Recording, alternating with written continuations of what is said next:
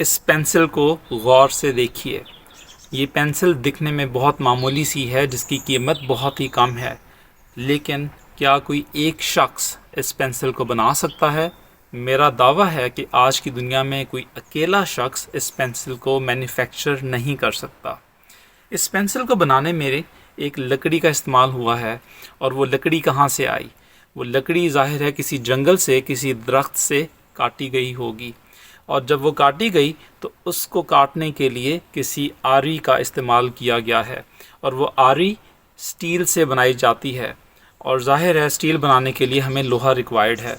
वो लोहा इंसानों ने ज़मीन से निकाला होगा, और उस तमाम प्रोसेस को सोचें कि वो लोहा किस तरीके से निकला है और उसको किस तरीके से मैन्युफैक्चरिंग प्रोसेस में लाते हुए स्टील जो है उसको मैन्युफैक्चर किया गया, और उसके बाद उससे आरी बनाई गई, और उसके बाद ज़ाहिर है इस दरख्त की लकड़ी को इस पेंसिल के कारखाने तक पहुंचाया गया होगा, तो उसमें पूरी ट्रांसपोर्टेशन टीम या ट्रांसपोर्टेशन नेटवर्क इन्वॉल्व है।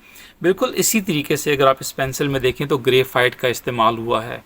ग्रेफाइट हमें ज़मीन में पड़ा हुआ तो नहीं मिल जाता, ज़ाहिर है वो माइन करना पड़ता है, वो ज़मीन के अंदर से निकालना पड़ता है।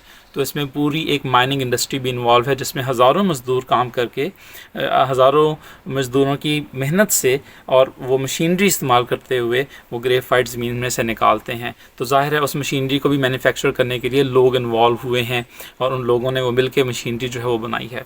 तो कहने का मतलब ये है कि ये पेंसिल जो है ये अकेले मारज़ वजूद में नहीं आ सकती।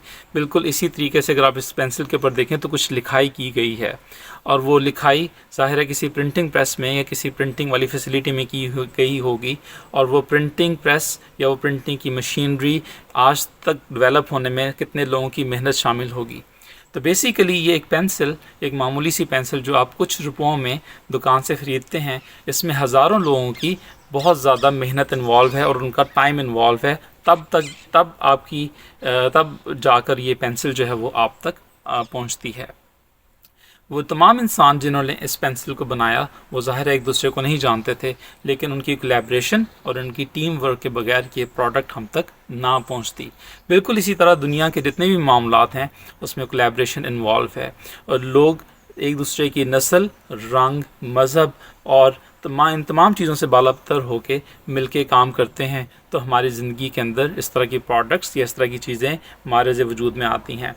तो मेरा पैगाम आज के लिए ये है कि हमें कोलैबोरेशन और टीम वर्क के साथ मिलजुल कर काम करना होगा। हमारा सबका एक ही मकसद है कि किसी तरीके से पाकिस्तान एक अच्छा मुल्क बन जाए और पाकिस्तान एक तरक्की याफ्ता मुल्क बन जाए, लेकिन वो इस तरीके से जिस रविश से हम लोग आज चल रहे हैं उस तरीके से वो मुमकिन नहीं है। हमें मिलजुल कर काम करना होगा, हमें रंग, मज़हब, नस्ल से बालातर होकर काम करना होगा, मिलजुल कर काम करना होगा, फिर जाके हम अपना मकसद जो है वो हासिल कर सकते हैं। Thank you so much for watching my video. Stay tuned. Good bye.